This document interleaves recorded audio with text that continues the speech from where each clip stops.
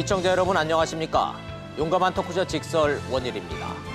지금 여러분 손에는 뭐가 들려져 있습니까? 아마도 핸드폰 아닐까요?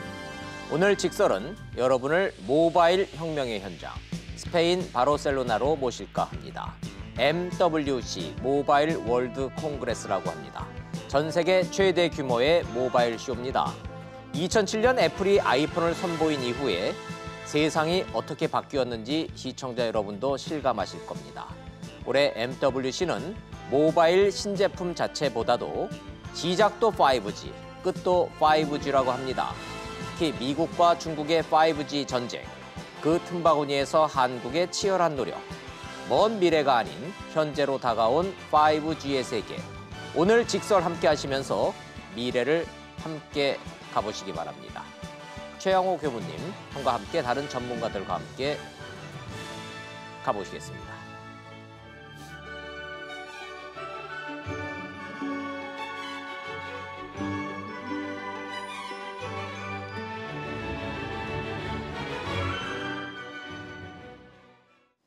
전문가 세 분 소개하겠습니다. 먼저 현대경제연구원의 최영호 고문님, 반가운 마음에 제가 두 번 소개해드리게 됐습니다. 감사합니다. 네, 서강대학교의 김연학 교수님, MWC 오랫동안 다녀오셨습니다. 그리고 정철진 경제평론가님, 이렇게 세 분 모셨습니다. 어서 오십시오. 안녕하세요. 스페인 바르셀로나에 전 세계 기자들이 몰려들었습니다. 난립니다. 기자들이 전하는 세상의 변화, 영상 먼저 보시고 토론 시작하겠습니다. 올해 애플을 제치고 세계 판매량 2위를 노리고 있는 중국 화웨이는 스페인 MWC에서 5G 폴더블 폰을 공개했습니다. 삼성 폴더블 폰과 반대인 바깥으로 접히는 아웃폴딩 방식으로 화면은 약간 더 큰 8인치입니다. 1GB 동영상을 3초 만에 다운받을 수 있는 최신 모뎀을 장착했는데 가격은 약 293만 원으로 올해 중반 출시할 계획입니다. 중국 샤오미도 첫 5G 스마트폰을 공개했습니다. 기기 전체를 화면으로 채운 대신 밀어 올리면 나오는 팝업 카메라를 달았습니다. 가격은 약 70만 원대로 5G 폰 시장에서도 저가 전략을 펼 것으로 보입니다. We make that happen with our amazing smartphones and the IoT products at honest pricing, as always. 한국 LG전자는 스크린 2개를 이어붙일 수 있는 듀얼 스크린 방식의 신제품 5G 폰을 공개해 관심을 끌었습니다. 오늘 막을 올리는 세계 최대 모바일 전시회 MWC에선 획기적으로 빨라진 5 통신이 불러올 지능형 연결 사회가 핵심 주제입니다. 각국 스마트폰 대표 제조업체들의 신제품들이 속속 공개되면서 5G 상용화 시대를 알리는 글로벌 시장 경쟁도 본격적으로 시작됐습니다.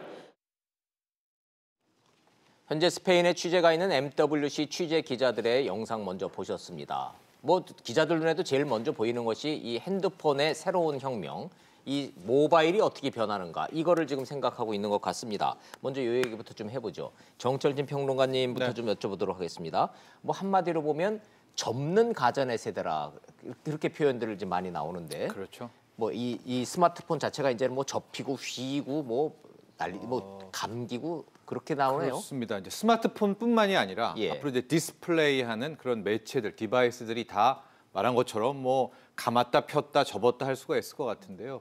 조금 이제 형태를 나눠보면 제일 먼저 눈에 띄는 건 뭐예요? 스마트폰은 일단 폴더블이죠. 지금 나왔던 게. 폴더블. 접는다에 폴드에 접을 수 있는. 접었다 폈다 하는 게 이제 폴더블이라고 하고 벤더블은 저 디스플레이, 저 판이 이렇게 휘는 거예요. 낭창 휘는 그 기술이다.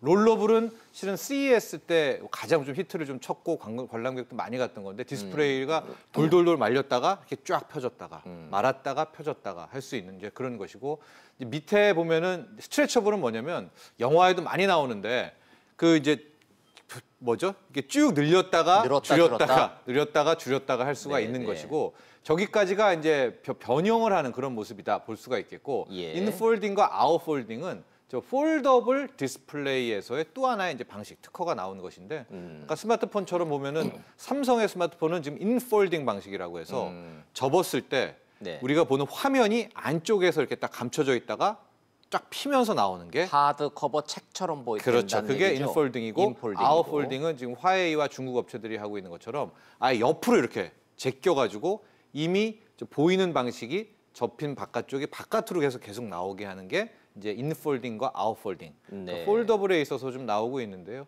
뭐 후문에 따르면은 삼성이 먼저 인폴딩을 특허를 내버리니까 중국이 아차 우리도 폴더블 준비했는데 하다가 고민하다가 바로 그럼 우리는 이렇게 바깥으로 접자 해서 중국은 아웃폴딩으로 해서 또 하나의 인폴딩이냐 아웃폴딩이냐가 앞으로 차세대의 또 프로토콜 가는 뭐 그런 싸움도 될 수가 있고 굉장히 많은 좀 주목이 되고 있습니다. 지금 저 삼성전자 사장이죠? 네. 고동진 사장. 고동진 사장이죠. 안쪽에 있죠, 저게.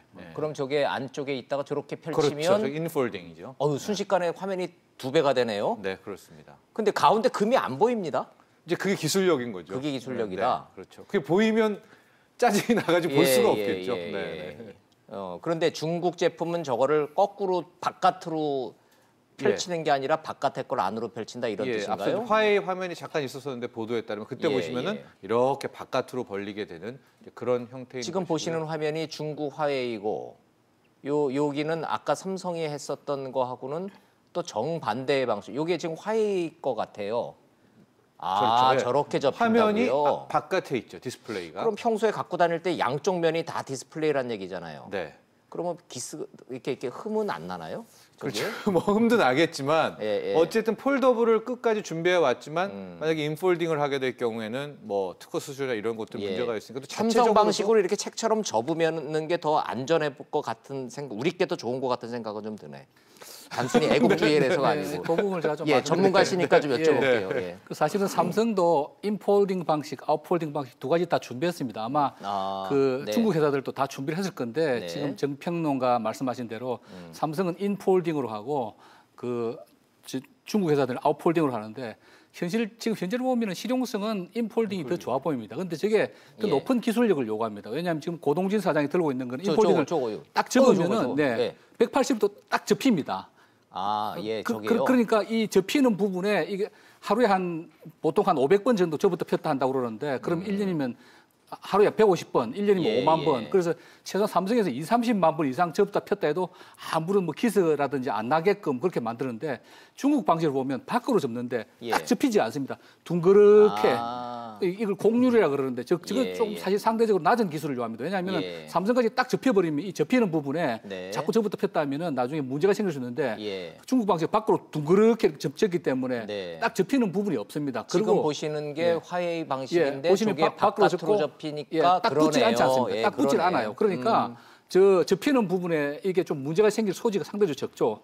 근데 뒤집어 보면 휴대하고 다니기 좀 편하겠습니까? 불편하겠습니까? 불편하죠. 저렇게. 불편하겠죠. 이렇게 두꺼우니까 아무래도 들고 다니기도 불편하고 그래서 지금 뭐 결국은 어느 제품이 완성도가 더 높으냐 하는 건데 현재까지 평가를 보면 아마 삼성 제품이 완성도가 더 높지 않느냐. 그런데 삼성 제품도 완벽하지는 않습니다. 이렇게 샌프란시스코에 지난주에 발표할 때 보니까 이렇게 빛을 받으니까 조금 얼룩 같은 것도 보이고 화면 처리라든지 그리고 디스플레이를 옛날보다 두께를 반으로 줄였다는데 접어보니까 여전히 아무래도 2개가 접히는 거니까 그냥 일반 휴대폰보다는 좀 두꺼워 보입니다. 아직 스펙은 정확하게 공개를 안 했는데 그래서 지금 저 버전을 아주 대중적으로 인기 있게 팔리느냐. 완성도는 지금 나온 폴더블 폰 중에서 가장 높아 보이는데 또 워낙 고가고 하니까 사실 그 부분에서는 조금의 퀘스천 마크는 아직 있습니다. 몇 가지 궁금증이 지금 주마등처럼 지금 떠오르는데 전문가 여러분들과 함께 시청자 여러분들의 궁금증, 이 화면을 보시면서 드시는 생각 제가 한번 좀 대신 좀 여쭤보도록 하죠. 최영호 고문님. 일단 얼마예요?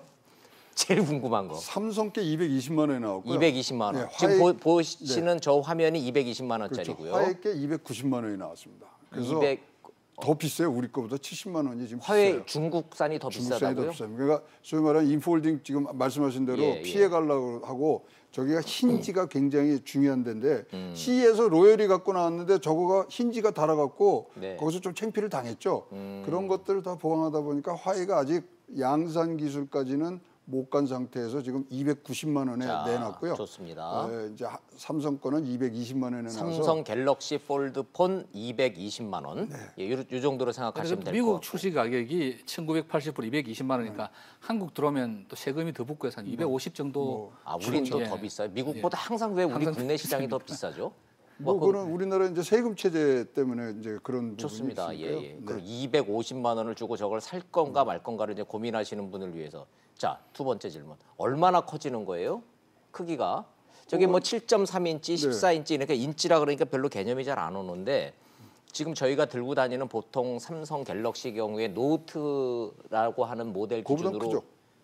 그거보다 더 큰 거죠. 네, 패드니까 7.6까지 가니까 우리가 패드 조그만 거 있지 않습니까? 그 정도 넓이로 가고요. 지금 이제 접었을 때는 4.6인치밖에 안 나오고요. 네. 그러니까 뭐 지금 6인치가 우리가 되게 이제 기준이단 말입니다. 근데 그거보다 좀 작으니까 지금 화해에서 그거 갖고 좀 시비를 붙었어요. 그래서 뭐 조롱을 하니 지금 뭐 싸움이 붙었는데 이제 그걸 피면은 7.6에서 뭐 8인치까지 하는데 인폴드 아웃폴딩에서 여기서 차이가 나는 게 인폴드에서 펴면은 보는 순간 훨씬 더 커지는 효과를 보입니다. 그래서 그런 면에서는 지금 기술적으로는 삼성께 지금 우수한 걸로는 일단 평가를 받고 있습니다. 화면상으로 시청자 여러분들이 감이 오실까 모르겠는데 이제 잠시 뒤에도 화면을 보여드리겠지만 기존의 핸드폰이 한 요 정도 크기라고 보고요. 삼성폰이. 여기 이제 A4 용지였으면은 한 4분의 1 정도 되잖아요. 그럼 이걸 두 개를 합치면은 최소한 이 A4 용지 요 반 정도 접은 요 정도 크기로는 화면이 확 커진다는 얘기죠. 그렇습니다. 이걸 펼치면.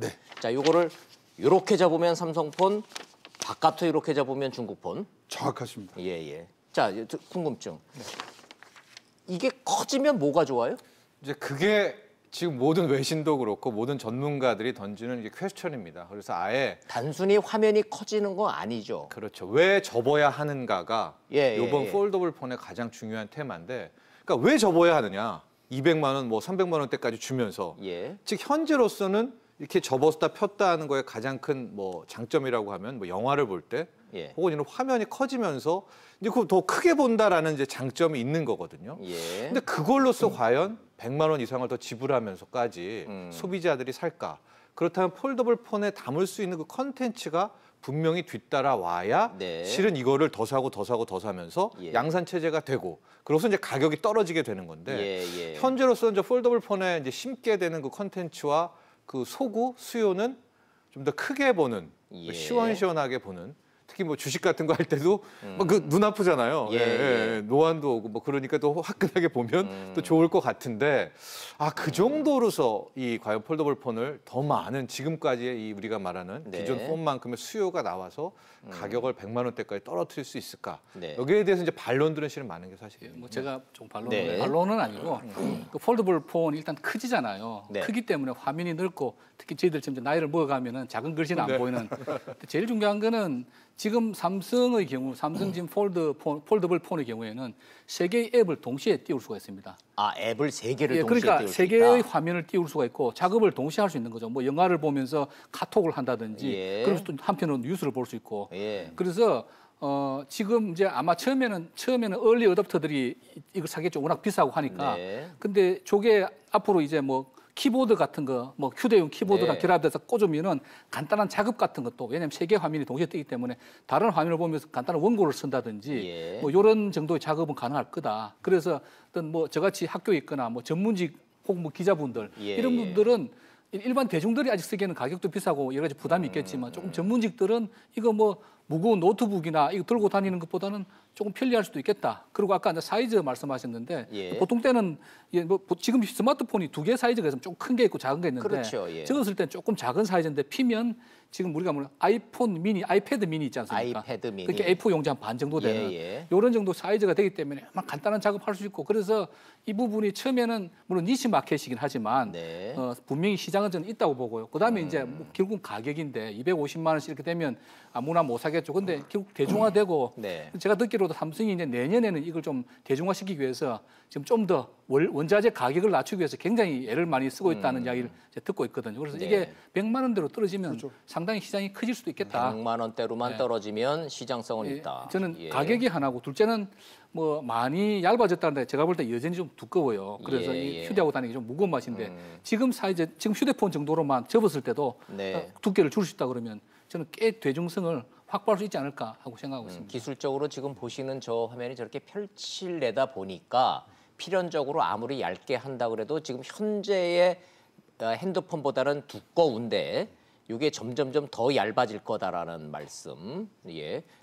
지금도 보시면 우리가 디스플레이가 앞에도 있고 열면 또 바로 보이잖아요. 예. 화웨이 거는 지금 디스플레이가 하나입니다. 여기는 듀얼이라서 열리면 뒤에서 이제 나오고 네. 그래서 굉장히 앞선 부분이고요. 네. 지금 이제 그 장점에 대해서 말씀을 드리면 이겁니다. 간단하게 쉽게 이해하시면 이제 친구랑 만나려고 전화하는데 SBS 프리즘 타워 앞으로 나와. 예. 전화를 하고 있는 도중에 프리즘 타워의 지도를 땡겨와서 여기서 보내는 거죠.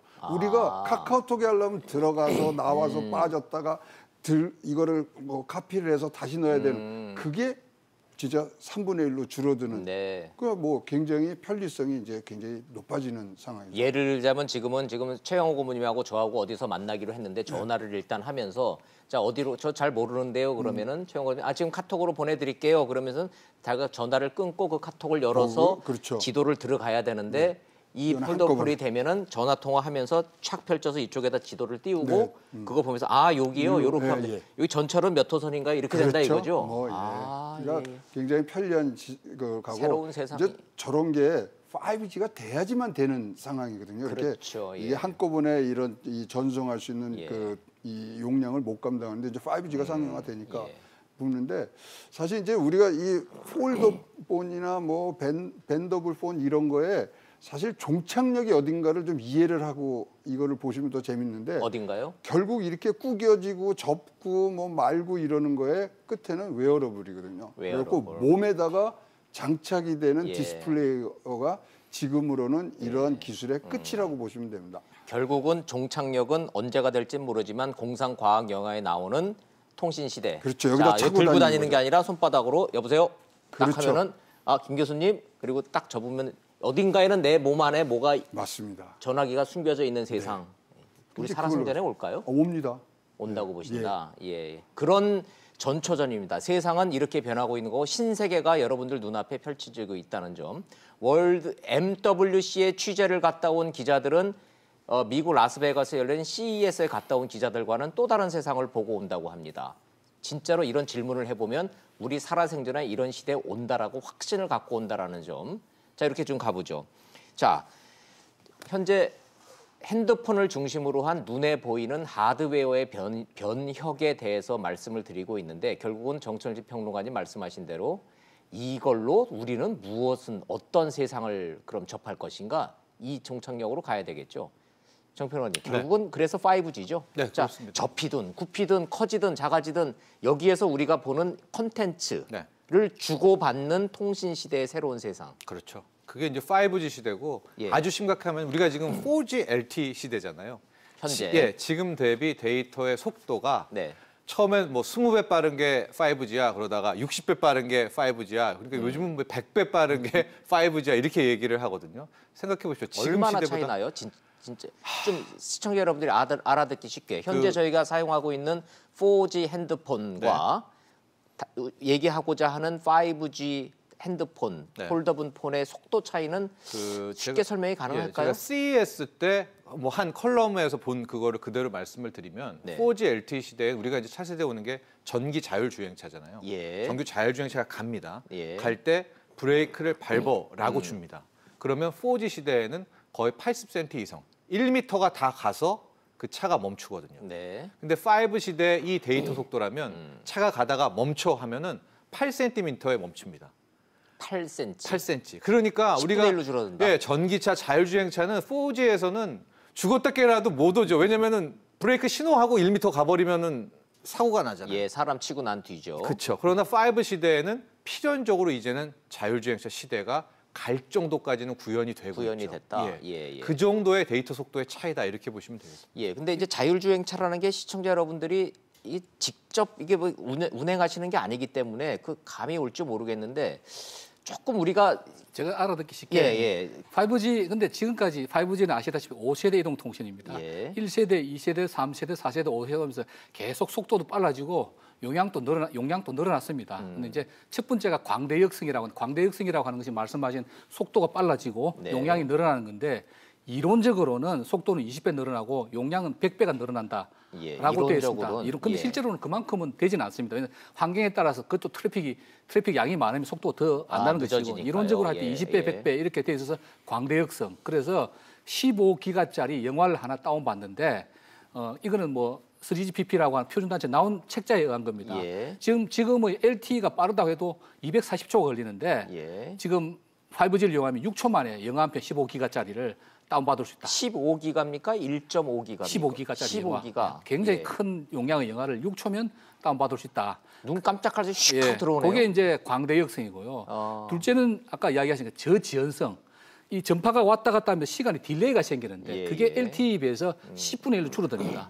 그러다 보니까 이제 이거를 자율주행 자동차에 장착했을 때 어떤 위험 신호가 왔을 때 옛날이면 뭐 1m 갔던 거를 지금은 뭐 1, 2cm에 탁 스톱할 수 있다. 왜냐하면 리얼타임으로 신호를 받으니까 이게 왜 중요하냐면 우리가 원격 수술 같은 거 할 때 딱 멀린 사람들 화면을 보고 수술하지 않겠습니까? 로봇팔을 이용해서. 근데 이게 타임 딜레이가 생기면 이거 뭐 상처를 봉합한다든지 할 때 착오가 생기겠죠. 근데 이게 리얼타임으로 되니까 저지연성이 그만큼 중요하다는 것이고 세 번째가 그 초연결성입니다. 초연결성이란 뭐냐면 1제곱킬로미터에 LTE에서는 우리가 IoT라고 하는 사물 인터넷을 10만 개를 연결할 수 있는데 5G가 되면 100만 개를 연결할 수 있습니다. 10만 개가 100만 개로 10배가 늘어난다. 지금까지 우리가 그래서 여기 보면 인텔리전트 커넥티비티란 말이 나오고 지금까지 우리가 휴대폰만 가지고 연결하지 않았습니까? 이제 모든 기계, 웨어러블 디바이스, 자동차에 있는 것들, 집에 있는 가전제품, 모든 그 디바이스들이 가전제품에 다 연결돼 가지고 꼭 통신 수단만 아니라도 집에다가 뭐 신호를 주고 자율주행차 쓰고 가전제품, 집에 가스, 전기 다 컨트롤하고 그렇게 된다. 요 세 가지 특징을 LTE에 비교해서 5G 특징이다. 이렇게 말씀을 드리다 보니까 이 5G의 특징이 또 우리가 흔히 이야기하는 4차 산업혁명, 4차 산업혁명의 주요 서비스들과 관련이 있어서 4차 산업혁명을 구현하는 데 있어서도 5G가 없어서는 안 되겠다. 그런 또 결론이 나오는 거죠. 모든 거에 근원적 기술이 된 거죠. 그래서 지금까지 나와 있는 무슨 트렌드 있지 않습니까? 뭐 지금 쭉 설명해 주신 그런 미래를 바꾸는 기술에 우리 이제 상상으로 하고 그거를 시제품이 나왔지만 그거를 상용화하는 아주 근본적인 기술이 5G라고 보시면 됩니다. 아, 그렇죠. 지금 CES에서 선보였었던 저 자율주행 오토바이 화면을 좀 함께 보고 계십니다. 사람이 타고 있지만 손을 놓고 있고요. 심지어는 사람 없이도 자기가 혼자 오토바이가 저렇게 움직이는데 저게 저 안에 로봇가 있어서 스스로 조작하는 게 아니라 5G라고 하는 통신을 통해서 데이터를 주고받으면서 명령을 주고받는 그 상황을 믿기지 않는 저 화면을 보고 계시는 겁니다. 그렇죠. 자, 그럼 오토바이가 됐든 자동차가 됐든 자율주행이라고 했을 때 최영호 고문님. 이 지금 현재 우리가 쓰고 있는 4G, LTE 환경은 다운로드를 받는 속도도 물론 5G보다 느리지만 소위 업로드 속도가 5G가 되면은 획기적으로 높아지기 때문에 저게 가능하다 이런 얘기를 하는데 이해가 좀 잘 업로드를 한다면 이렇게 뭐 예를 들면은 굉장히 쉬우실 거예요. 우리가 어디 저 중계방송 가면 중계방송차 큰 게 나오잖아요. 뭐 큰 차가 와서 하는데 그게 필요 없고요. 우리 그냥 우리 스마트폰으로 찍어서 올리면 더 좋은 화질이 가는 겁니다. 5G에서는. 그래서 제일 먼저 없어질 게 이런 업로드하는 데 필요했던 그런 중계차라든가 또 우리가 뭐 일상에서 쓰던 이런 것들이 그냥 뭐 손가락에서 그냥 다 해결이 되기 때문에 사실 이제 방송부터 5G가 되면 엄청난 변화가 있을 것으로 지금 예상이 됩니다. 방송은 그 실감이 나는데 시청자 여러분들보다는 방송에 종사하는 분들이 이 변화를 조금 일찍 느끼기는 합니다. 정평론가님. 우리 저 유럽에서 무슨 저 월드컵이 열린다, 무슨 아세안 축구가 열린다, 축구 중계한다 그러면 옛날도 아니에요. 몇 년 전만 해도 왜 이 타임 레그라 해서 위성으로 갔다가 중계차 거대한 게 엄청 큰 게 가죠. 저 덤프 트럭만한 게. 그러면 거기에서 전파를 보내면은 위성으로 갔다가 그 위성 신호가 한국으로 다시 와서 하면은 시간차가 보통 한 2초에서 심할 때는 10초까지도 차이가 났는데 이제 이런 거 없어지는 거죠. 그렇죠. 거의 5G 되면 바로 동시로 그냥 주고받나요? 그거는 아닙니다. 아닌가요? 5G는 무선 통신 기술이거든요. 그러니까 기지국에서 휴대폰 혹은 무선 통신 기기까지의 그 속도가 용량이 이렇게 빨라진다는 거고 사실은 기지국 자체는 위성으로 움직이는 그 기능은 똑같고 기지국과 기지국 위성으로 연결하든지 아니면 해적 지하 케이블이 있습니다. 광 케이블로 하든 스페인까지 가면은 그 유선 케이블 가고 우리가 무선이라고 그럴 때 흔히들 모든 구간을 무선으로 했는데 그건 아니고 90%는 유선이고 기지국에서 휴대폰까지 혹은 휴대폰에서 휴대폰까지 그것만 무선 기관이고 근데 거기 기술이 굉장히 어렵죠. 왜냐하면 선이 없으니까 그 부분의 기술이 그만큼 진보된다는 그런 이야기입니다. 네, 좋습니다. 그러면 어찌됐든 기지국과 이 사용자 사이의 그 무선 구간의 속도는 엄청 빨라져. 비교할 수 없을 정도로 빨라지는 그게 한 100배 이상으로 된다. 한 20배 지금 20배, 뭐 기술적으로 20배. 예. 그것도 뭐 주파수 대개가 또 다르긴 합니다만 네. 너무 기술적으로 들어가니까 하여튼 이론적으로 스펙은 지금 기술자들은 20배 정도는 빠르게 용량은 예. 지금보다 100배 늘어나게 그렇게 디자인을 한 거죠. 네, 네. 자, 좋습니다. 자, 미국과 중국이 5G 세상을 놓고 이러한 세상의 변화를 놓고 치열한 각축전을 벌이고 있다. 전쟁 수준이다. 이 얘기 좀 한번 해보도록 하겠습니다. 스페인 바르셀로나에서 열리고 있는 모바일 월드 콩그레스에서 그것이 실감난다. 이런 얘기들 기자들을 지금 많이 하고 있는데 최영호 고문님. 네. 이 미국이 화웨이 장비 쓰지 말라고 전 세계에 사실상 반강요하다시피 하고 있죠. 그럼요. 그럼 예, 화웨이가 왜 5G 시장에서 미국을 이렇게까지 자극을 해서 이런 조치가 나오는지 설명을 좀 부탁드리겠습니다. 화웨이 그러니까 5G가 이런 근원적 기술이기 때문에 네. 여기에 대해서 지금 장비라든가 이런 이 부속 기기들에 대한 선점을 이제 가는 것들이 지금 모든 나라에 지금 우선순위 1위거든요. 근데 화웨이가 지금 34%를 차지하고 있어요. 네. 그러다 보니까 화웨이가 이거를 다 이제 뭐 소위 말하는 공급 업체로서의 등록이 되는 순간 미국은 뒤처질 수밖에 없거든요. 지금 상용화에 성공한 나라는 세 나라입니다. 미국, 중국, 한국. 아, 세 나라밖에 없군요. 그리고 예. 지금은 뭐 우리나라 같은 경우 이제 미국은 이제 유선 인터넷만 하고 우리는 이제 뭐 B2B의 그런 어떤 그쪽만 지금 5G를 하고 있는데 올해하고 내년부터는 중국은 전체로 풀게 돼 있어요. 그러니까 지금 서로 간에 뒤처지는 부분들이 네. 생기지 않도록 지금 화해에 대해서 굉장히 지금 신경을 쓰고 있고요. 특히 이러다 보니까 이제 미국이 무슨 일을 했었냐면 파이브 아이즈라 그래갖고 2차 대전 이후에 사실 이 첩보 동맹국으로 맺어서 아주 기밀을 공유하던 나라 5군데를 거기를 먼저 이 공략을 했어요. 그래서 예. 미국, 영국, 캐나다, 호주, 뉴질랜드 절대 화해 쓰지 마. 쓰지 마라 그랬죠. 네. 그런데 뉴질랜드부터 벌써 이제 아니야 좀 써야 되겠어. 아하. 뭐 등등이 나오고요. 아, 화웨이 없이는 다른 미국의 동맹국들이 이 통신 장비를 자체적으로는 쓸 상황이 안 되는 모양이죠. 여력이 없는 모양이죠. 지금 화웨이의 기술은 우리 삼성전자가 지금 잘 만들고 있거든요. 그래서 네. 한 분기 정도 앞서 있고 가격은 30% 정도 지금 내려가 있습니다. 그러니까 네. 싸고 좋은 거죠. 그렇기 때문에 가고 지금 이 장비들이 안 들어오면 유럽은 한 2년 정도 뒤처지기 때문에 유럽을 중심으로 해서 화웨이를 좀 썼으면 좋겠다. 이런 부분들의 요구가 많은 게 이번에 이 MWC 19에서 나왔고요. 또 이 MWC 19의 이 주최 측인 GSMA인가요? 여기서 공문으로 예. 전 세계에다 내보냈습니다. 그리고 유럽 의회에도 화웨이 같이 특정 이런 업체에 뭐 장비를 배제하는 것은 예. 좋지 않다 이런 식으로 했고요. 그러다 보니까 미국도 굉장히 지금 신경전을 벌이고 있어요. 폼페이오가 그 바쁜 폼페이오가 네. 2월 11일부터 유럽 5개국 방문을 합니다. 헝가리를 비롯해서. 근데 가는 곳곳마다 화웨이 쓰지 말라 그럽니다. 그렇죠. 그리고 최근에 뭐 이건 성사는 안 됐습니다만 3월 1일 전에 트럼프가 행정명령을 내릴 것이다. 화웨이 쓰지 못하는.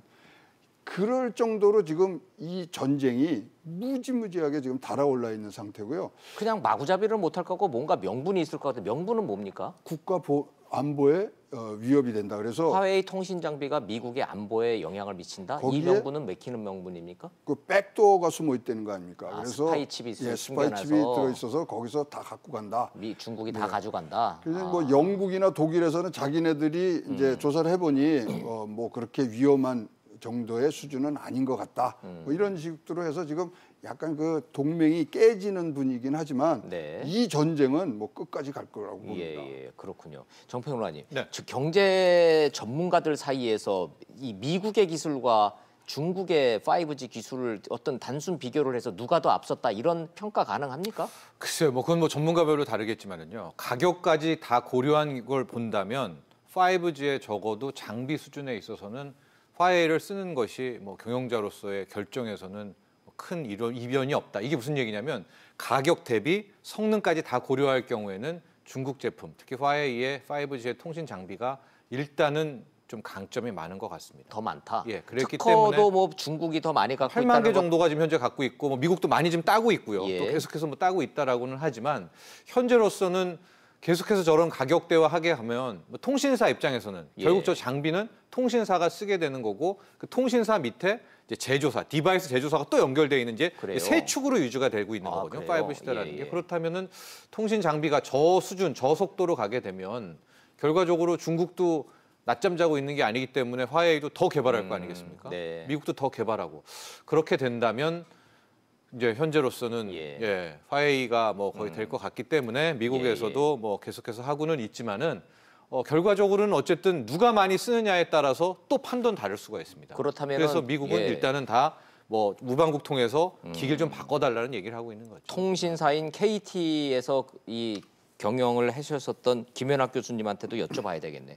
통신회사들이 결국은 사용자지 않습니까? 네. 그럼 통신회사들은 누가 더 앞서 있다가 답이 나오겠네요? 그렇게 지금 화웨이죠. 근데 이제 화웨이가 1등이에요? 예, 5G를 볼 때 5G의 기술을 할 때 한 가지 측면은 봐서는 안 되는 거죠. 5G 인프라를 구축하기 들어가는 장비, 네. 그게 이제 또 주장비가 있고 보조 장비가 있습니다. 네. 그 다음에 그게 이제 5G를 구현할 수 있는 단말기, 그 다음에 그 단말기에 올라가는 컨텐츠라든지 그 서비스들, 네. 그리고 이제 각종 다른 디바이스들, 뭐 웨어러블 디바이스들. 예. 그런데 그 중에서 통신 장비 중 주장비, 즉 교환기라든지 기지국 이쪽은 화웨이가 지금 가장 앞서가 있다는 거죠. 그래서 세계 시장 점유율도 30%가 넘고 그러면서도 30% 싸다는 겁니다. 가격이 30% 가격이 싸다. 일찍 출발했기 때문이죠. 예. 그래서 이제 미국에서는 아시다시피 제조굴기 중국 제조굴기 2025 해가지고 IT 부분을 첨단 계속 키우면 언젠가는 이 제조업이 미국을 능가할 것이다. 그래서 IT부터 때려잡자 해가지고 지금 집중 포화를 가하고 있는 것이고 예. 미국이 트럼프가 지금 제기하고 있는 것이 백도어로 그 교환기에서 습득된 정보를 빼돌린다라고 네. 하는데 그 주장이 전혀 근거가 없다고도 볼 수 없는 것이 하웨이라고 하는 회사가 저 런정페이라고 하는 CEO도 중국군 통신장교 출신이고 아하. 또 당간부들이 굉장히 임원으로 많이 참여를 하고 있고요. 기본적으로 군 출신이 나와서 만든 회사고 중국의 중앙 정부가 전폭적으로 밀어주는 지원하고 회사고. 있고요. 사실 뭐 껍데기는 민간 회사지만 저거는 중국 정부의 일부다라고 하는 것이 트럼프와 미국의 의심이죠. 그래서 사실은 통신 장비 회사들이 마음만 먹으면 그 백도어를 해가지고 그 정보를 빼낼 수가 있거든요. 근데 지금 세계 2위 업체가 에릭슨이고 3위가 노키아인데 그 중립국에 있는 스웨덴이나 그 핀란드 있는 회사가 굳이 그 장비를 이용해가지고 정보를 빼낼 인센티브는 없는 거죠. 네. 그런데 중국은 어떤 나라입니까? 저 나라 투명한 나라가 아니지 않습니까? 그렇죠. 그리고 지금 미국하고 초강대국의 그 패권을 놓고 경쟁하고 있지 않습니까? 그리고 하웨이는 사실상 국영기업이고 중국 입장에서 볼 때 하웨이 장비를 쓰면 마음만 먹으면 얼마든지 백도어를 통해서 물론 지금까지 정보를 빼냈다는 증거는 없습니다. 네네. 그런데 얼마든지 가능하기 때문에 미국에서는 저렇게 안달을 하고 있는 것이고요. 근데 반면에 이제 아까 말씀하신 파이브 아이즈라고 해서 미국의 최가까운 동맹국들도 원래는 이제 트럼프의 말을 듣고 안쓰기로 했는데 워낙에 싸고 품질이 좋으니까 통신사 입장은 또 민간 기업들 아닙니까? 다른 걸 쓰면 비싸고 일단 장비가 안 나옵니다. 우리나라에서도 지금 5G를 제일 많이 까는 게 LG U+인데 LG U+ 아시다시피 하웨이를 쓰고 있어서 욕을 많이 먹고 있지 않습니까? 근데 지금 삼성이라든지 국내 혹은 다른 에릭슨, 노키아 뭐 이런 데서는 장비가 그 출시가 굉장히 늦게 나와요. 지금 그 수요가 100이라고 그러면 한 달에 10 정도밖에 공급이 안 되는 거예요. 반면에 지금 하웨이는 좀 앞서가 있기 때문에 공급이 원활한 거죠. 근데 이건 단기 게임이고 또 장기적으로 보면 이제 이건 조금 기술적인 이야기인데 그 5G가 3.5기가대 대역이 있고요. 저 위 28기가대 대역이 있습니다. 그래서 그동안에 삼성전자가 뭐 특정해서 그런 죄송합니다만은 단말에서 세계 최고인데 장비는 상당히 뒤처졌어요. 그래서 남들이 다 하는 3.5기가 아니고 저 고주파수 대역의 28기가 대역에서는 제일 먼저 장비를 개발했다고 합니다. 그래서 우선 3.5기가에다가 통신망을 깔지만 여기가 이제 꽉 차면 28기가 올라가는데 그 부분에서는 차세에 대해서는 그 5G 레이스의 후반기에 가서는 우리 이길 수 있다. 그래서 엄청나게 투자를 많이 하고 있고 그리고 현재로서는 하웨이가 앞서가 있지만 미국에서 저렇게 계속 견제를 하고 시장 판도가 바뀌다 보면 우리나라 회사들도 기회가 있는 거고 어떻게 판도가 앞으로 5년 뒤에 바뀔지는 지금 알 수가 없는 상황이죠. 재미난 얘기가요. 우리나라 지금 LTE, 4G 여기는 다 유선 장비는 화웨이 거예요. 그러다 보니까 이게 지금 7조에서 28조 정도를 지금 우리가 예상하고 있거든요. 5G에 지금 인프라를 까는데 거기에 이런 기계들을 호환해서 쓰면 그게 굉장히 낮아지고요. 재미난 얘기는 뭐냐면 그래서 이제 무선 쪽에는 그러면 이제 우리가 삼성전자 것도 쓰고 그러는데 네. 이게 미국이 화웨이를 의심한 게 오늘 뭐 어제 오늘 일이 아니고요. 사실 LTE 깔 때 네. 무선은 미군의 기지가 있는 부분들에는 화웨이를 쓰지 말아달라고 요청을 했어요. 미군에서. 그 정도로. 예, 그래서 용산, 평택, 뭐 저기 동두천, 용인 이런 데는요. 예. 화웨이 장비를 안 썼습니다.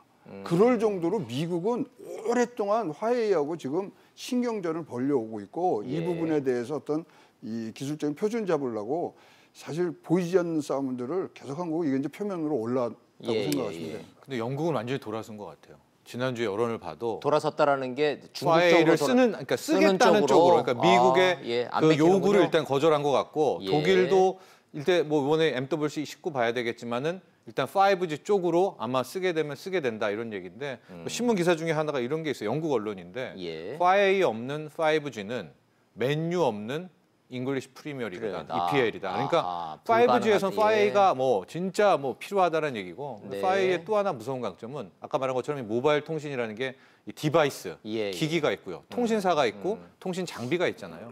통신사야 각국 나라들이 다 있는 거지만 디바이스와 통신 장비를 함께 저 정도 수준으로 끌어올린 게 화웨이거든요.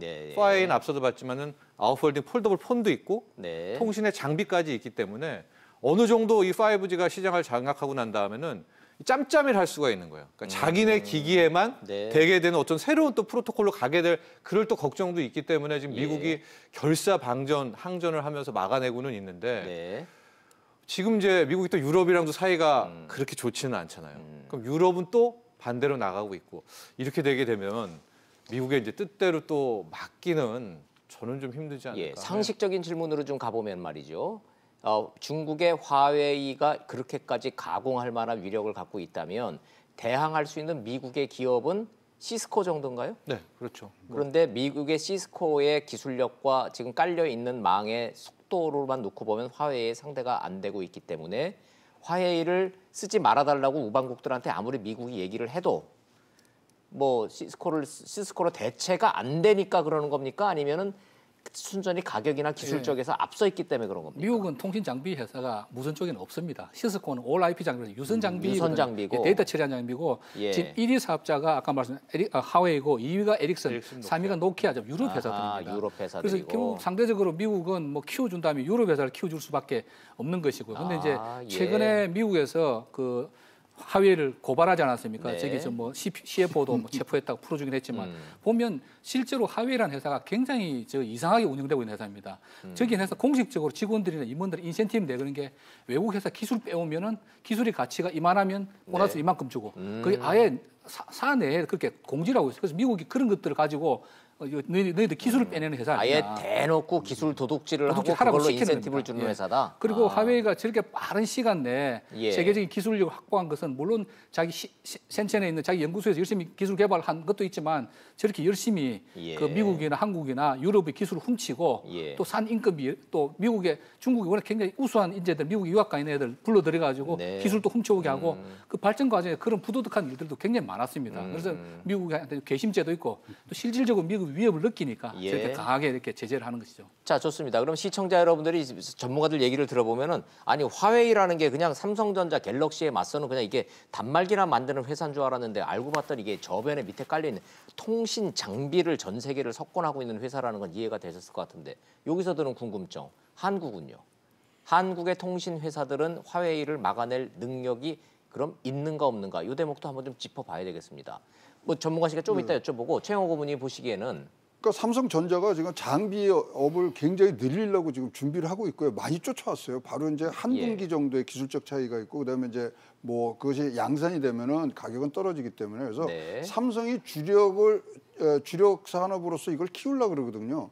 그렇기 때문에 이것이야말로 진짜 지금 뭐 화웨이가 받고 있는 정부적인 그런 지원이라든가 이런 것들이 우리도 있다면 충분히 쫓아붙을 수 있고 지금 미국이 화웨이를 이렇게 칠 때 이거야말로 기회거든요. 그러니까 1980년도 플라자 때 일본을 치니까 우리가 현대가 들어가고 삼성이 들어가고 했던 것이 여기도 지금 사실 문이 열릴 수 있는 부분들이 생깁니다. 물론 화웨이가 지금 이 유럽에서의 아주 굉장히 이 발판을 많이 만들어놨기 때문에 유럽의 부분들에 대해서는 우리가 좀 뭐 우려감이 있습니다만은 예. 다른데 지금 사실 화웨이랑 삼성전자랑 붙어야 될 때는 아프리카거든요. 예. 인도고 이런 데로 봤을 때 우리의 어떤 새로운 뭐 기회가 여기서 우리가 숨겨져 있다고 생각을 합니다. 그렇군요. 자, 전문가가 아닌 일반 시청자들 입장에서는 이런 궁금증 드실 것 같습니다.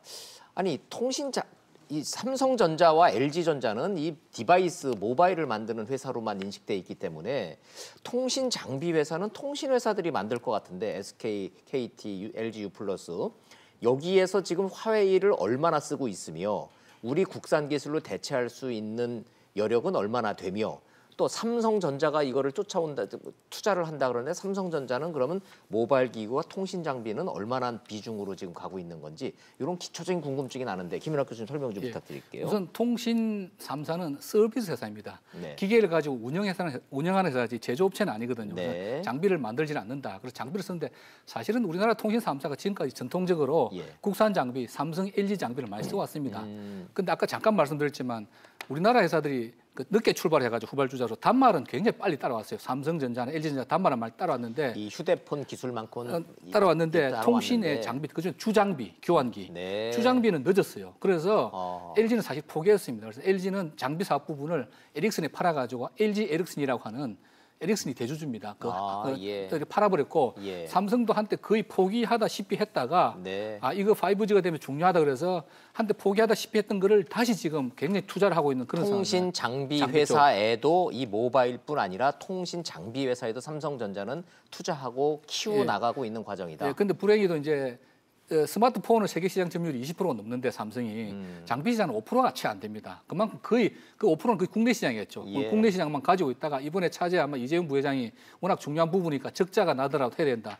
결국 제가 볼 때 이건 뭐 정부에서 뭐 중국 마냥 이렇게 해줄 수 있는 건 아니고 삼성전자의 전략이 중요한데 우선은 좀 손해를 보더라도 왜냐하면 초기에 삼성전자 기술력이 좀 늦게 시작을 했기 때문에 좀 떨어지는 면이 있습니다. 그렇다면 이제 좀 원가를 못 건지더라도 이렇게 싸게 좀 공급해야 되는 그런 측면이 있고 그다음에 아까 말씀드린 대로 남들이 안 하고 있는 분야를 뛰어들고 있습니다. 그 두 개의 주파수 대역 중에 고주파수 대역 28기가는 제가 알기로 가장 먼저 삼성이 지금 당장은 상용화가 안 된 그 주파수 대역이거든요. 이걸 먼저 개발해서 지금 3.5기가가 소진돼서 28기가를 5G 쓸 때 그때는 우리가 선두주자 되겠다. 그래서 먼저 지금 미 블루오션을 지금 공략을 하고 있는 거죠. 잠깐만요. 5G의 주파수 대역대가 다르면 장비도 다 바뀌어야 되는 겁니까? 대역 폭이 훨씬 넓고 장비가 다릅니다. 그다음에 이제 아까 말씀드린 통신 장비라고 주장비, 교환기가 또 주장비가 있고 그다음에 보조 장비가 있습니다. 우리가 말하는 중계기, 안테나 이런 쪽은 한국이 워낙 중계기 기술이 좋기 때문에 세계적인 기술력 가지고 있습니다. 그래서 중소기업이나 중견기업들이 참여하고 있고요. 아마 이번에 우리 MWC에도 많이 참여하고 있는 건 아닌데 그 부분에는 매출액 작자가 그렇게 많지는 않습니다. 보통 몇백억, 1, 2천억 정도 하는 중소 중견기업들인데 보조 장비 쪽은 한국도 업체들 기술력이 상당합니다. 그럼 첫 번째 질문을 다시 돌아가면 국내 통신 장비 시장에서의 화웨이의 점유율과 삼성전자의 점유율 같은 게 비교는 가능할까요? 가능하죠. 그죠? 우리나라 지금 회사들이 쓰고 있는 장비가 삼성을 가장 많이 쓰고 있고요. 국산 회사니까. 그다음에 에릭슨, 노키아, 그다음에 하웨이입니다. 근데 LG가 시장 점유율이 20% 아닙니까? KT나 SKT는 하웨이 유선은 조금 쓰고 있는데 무선 장비는 전혀 안 쓰고 있고. 아예 안 쓰고 아마 있다. LG가 한 반 정도 쓰고 있을 걸로 저는 봅니다. LG가. 반 정도 LG도 하나의 장비만으로 운영할 수는 없거든요. 보통 두세 개 장비 회사를 같이 씁니다. 왜냐하면 만일의 사태에 대비해서. 노키아랑 같이 쓰고 그렇다고 있고. 한다면 전체 시장 점유율에 LG가 20%인데 그중에 반이니까 한 10% 정도까지는 하웨이가 우리나라 시장을 들어왔다. 우리도 화웨이로부터 자유롭지 않다 그런 말씀이시군요. 근데 LG U+가 사실 가장 넓은 5G 커버리지를 갖고 있어요. 근데 지금까지 나온 거 보면 서울에 3,858개 중에 LG가 2,947개를 갖고 있거든요. 그러니까 지금 기지국이 점점점 늘어나는데도 LG는 굉장히 빠르게 하기 때문에 화웨이가 먼저 선착을 해버리면 화웨이를 쓸 수밖에 없거든요. 다른 회사는 장비가 안 나옵니다. 이게 삼성은 좀 아까 한 6개월 늦다고 하셨잖아요. 지금 조금씩 물량이 나오고 있고 에릭슨 같은 회사는 많지만 워낙 세계적인 회사니까 걔들의 우선권은 유럽이거든요. 한국에 먼저 주지를 않습니다. 그래서 지금 좀 늦는 거고. 근데 상대적으로 이제 하웨이는 바로 옆에 중국에 있고 우리나라랑 뭐 그리도 가깝고 하니까 물량을 상대적으로 많이 LG한테 특히 많이 공급하고 있어서 LG가 SK나 KT보다 훨씬 빨리 지금 하이웨이를 이용해서 깔고 있는 거죠. 예. 근데 저희가요, 이거 과거에 1982년대 에트리하고 해서 우리가 교환기 개발할 때, TDX 할 때 우리가 해본 경험이 있거든요. 아무 기술이 없는데 에트리 들어오고 뭐 산학연 진짜로 구성을 해갖고 여기서 TDMA라는 지금 뭐 거대한 이 무선 전화 방식에서 그거는 들어가기 어려우니까 예, CDMA로 가는 아주 기적 같은 일을 만들거든요. 그때 했던 게 정부, 연구소, 기업이 딱 뭉쳐갖고 1인 1폰 시대 온다. 준비하자 해서 그다음에 CDMA 가니까 그다음에 WCDMA 광대역 갔고 그다음에 와이브로 가고 우리나라가 막 치고 갔거든요. 근데 그것을 한번 우리가 다시 돌이켜 봤을 때 정부가 해야 될 일은 뭐고 연구소가 해야 될 일은 뭐고 기업이 뭐 해야 되는가 우리 해봤거든요. 할 수 있다고 생각을 합니다. 네네. 시청자 여러분, TDMA, CDMA 그러면은 굉장히 오래된 일 같지만 어렴풋이 기억나지 않습니까? 정부와 언론이 CDMA로 가면 차세대 통신 기술이라 해서 엄청 광고 홍보 많이 했고요. 온 언론이 이것만이 살 길이라고 해서 오늘날의 이 핸드폰 세상이 도래를 한 통신 시장의 변혁의 그 키워드로 됐습니다. 이제는 잘 기억도 안 납니다. 이게 무슨 의미인지 이거 그게 뭡니까 물어보면 잘 기억들은 안 나실 텐데 핸드폰 광고 많이 들으면서 CDMA 시장, 와이브로 시장 이런 거 도래한다는 얘기 많이 이제 기억이 나실 겁니다. 자, 정평론가님, 업계에서 봤을 때 시장이 이렇게 빨리 변하고 그럴 때 기업들이 빨리빨리 이런 거를 따라가고 이런 대처를 할 수 있도록 뭐를 하려면 정부가 도와줘야 되는데 도와주기는커녕 규제가 많아서 너무 힘들다는 얘기 가는 데마다 얘기하는데 구체적으로 어떤 규제가 어떻게 발목을 잡고 있다라는 거 좀 물어보면은 기업들은 뭐라고 대답들을 합니까? 그러니까 뭐 좀 규제와 기업 너무 큰 이슈이긴 한데 뭐 5G 관련해 가지고 뭐 대표적인 예를 들어보면 이제 5G 시대가 오면 우리가 지금까지 얘기한 논의는 망을 어떻게 하고 누구 장비를 쓰고 이런 게 있었잖아요. 근데 더 중요한 것들은 이제 어마어마한 속도와 망이 깔렸습니다. 속도도 어쨌든 누가 됐어요. 근데 그 안에 실을 뭐 컨텐츠라는 게 이제 더 세부적으로 한다는 게 들어가야 되는 거 아니겠습니까? 가령 이제 의료 기술이다라고 하면 이제 동시간대에 거의 뭐 수술까지 집행될 정도의 인프라는 깔렸다고 이렇게 하게 되면 기술은 가능한데 그러니까 가능하게 된다면 이제는 그 다음은 실질적으로 좀 원격 진료가 된다. 우리가 이렇게 배우고 많은 4차 산업혁명 5G에는 원격 수술 뭐 의사가 뭐 모니터에 나와서 집도를 하고 이렇게 되는데 실제로 그게 가능하려면 의료법과 관련된 것들을 풀어줘야 이게 또 되는 거 아니겠습니까? 복잡해지죠. 이제 거기에서 이제 규제들이 많이 얘기가 되고 있는 거죠. 실질적으로 이제 뭐 공유 경제 이번에도 이제 카풀 때문에 많이 나왔는데 당장 이제 자율주행 시스템이 된다라고 할 때 정말 우리가 자율주행차를 막 뭐 10,000대, 10만 대 이상 서울 시내에 풀 수 있을까? 또 수많은 규제가 있을 거거든요. 가상현실이 뭐 VR, AR이 된다라고 하면 이제 당장 극장은 또 망할 거 아니겠습니까? 그럼 이제 그와 사이에 또 신구 산업과의 뭐 하나의 갈등 이런 것들. 그러니까 지금 기업들은 컨텐츠로, 그러니까 장비는 놓쳤다. 그럼 이제 VR 업체, 뭐 AR 업체, 원격 진료 업체 컨텐츠로 스타트업들이 많이 들어갈 텐데 이 스타트업들은 이 규제는 나한테 걸릴까 말까, 여기는 풀어줄까 말까. 여기에 또 다른 이제 배리어가 쌓이면서 실은 장비도 늦어졌는데 컨텐츠도 또 늦어질 수 있는 가능성이 매우 높은 거죠. 거대 담론으로 가면 시청자 입장에서는 하나만 한 소리가 아니니까 구체적으로 좀 여쭤보죠. 요즘 미국에 사시는 교민들하고 얘기를 좀 해보면 깜짝깜짝 놀라는 게 집에서 그냥 단순 감기 같은 경우에는 그냥 컴퓨터로 화상 진단서를 받는답니다. 처방전을. 그래서 그 약국 가가지고 CVS 가서 약을 사 먹는데요. 의사의 처방을 그냥 컴퓨터로 받는답니다. 이른바 원격 진료라는 게 우리는 안 되는데 그 늦었다라는 미국이 된다라는 얘기를 요즘 미국 사시는 분들이 많이 와서들 당연하게들 얘기들을 해요. 우버, 공유경제, 에어비앤비. 미국에서는 그냥 당연하게 지금 전 세계가 가고 있는데 우리는 택시 업계하고 충돌 때문에 안 되고 뭐 공유 산업들 잘 안 되고 있고 원격 진료는 당연히 안 되는 거죠. 지금 안 되죠. 그 이제 의사업계하고 충돌 때문에 그렇습니까? 시민단체들에서 시민단체들. 이거 어떻게 해야 됩니까? 그러면 이걸 무작정 다 풀라고 할 수도 없는 거고. 그런데 규제라는 게 사실 두 가지 측면이 있습니다. 우선은 그제 지금 잘 말씀하셨는데 5G하고 5G 올라가는 서비스하고는 다른 레벨이라는 거죠. 미국은 통신 인프라가 뭐 시원찮지만 서비스 측면은 굉장히 발달한 거고 우리보다 속도는 분명히 느린데 서비스는 존재한단 말이에요. 근데 이제 뭐 인프라 사실 통신 회사가 인프라를 깐다고 해서 돈을 더 요금 올릴 수 있는 건 아니거든요. 근데 우리나라는 근데 통신사가 5G를 빨리 깔면은 그 위에 올라가는 생태계가 빨리 조성이 되고 단말도 나오고 콘텐츠 서비스 나올 거 아닙니까? 그래서 국가적 차원에서 보면 빨리 까는 게 중요한데 한편으로는 요금 인하하라고 또 계속 압박을 하지 않습니까? 지금 통신사들이 한 10년 전에 비해서 KT나 SK 같은 경우에는 이익이 반으로 줄었거든요. 매출은 제자리고. 한쪽으로는 계속 요금 인하하라 그러면 모편 요금제 이렇게 하면서 또 한쪽으로는 통신망 깔아라 그러고. 그러니까 뭐 통신망을 까는 것이 국가적으로 전략적으로 중요하다면 통신망을 깔게끔 인센티브를 제공해서 그렇죠. 빨리 인프라를 깔게 해야 되고요. 그래서 깔았다. 깔고 나면은 통신망만 번듯하게 고속도로 10차선 있으면 뭐 하겠습니까? 거기 차에 좋은 차들이 뭐 페라리도 올라가고 올라가야 되는데 그쪽을 페라리 쪽에 대한 규제가 심하다는 거죠. 그래서 아까 말한 제일 중요한 게 우리나라는 10차선 깔아놓고서는 여기 있는 차가 한 대도 없는 거죠. 10차선 깔아놓고선 슈퍼카는 오지 말고 경운기만 다녀 뭐 이런 얘기죠. 이제 문제가 뭐냐면 우리나라에서 여러 가지 규제가 있는데 그중에 제일 심한 것이 개인정보보호. 개인정보보호가 너무 과도하다 보니까 아까 말씀 의료 관련 개인의 어떤 유전자 정보, 혈액 정보를 모아야 그걸 가지고 빅데이터로서 인공지능해서 뭐 처방전이 나올 거 아니겠습니까? 개인정보 수집이나 이용이 지금 금지되어 있고요.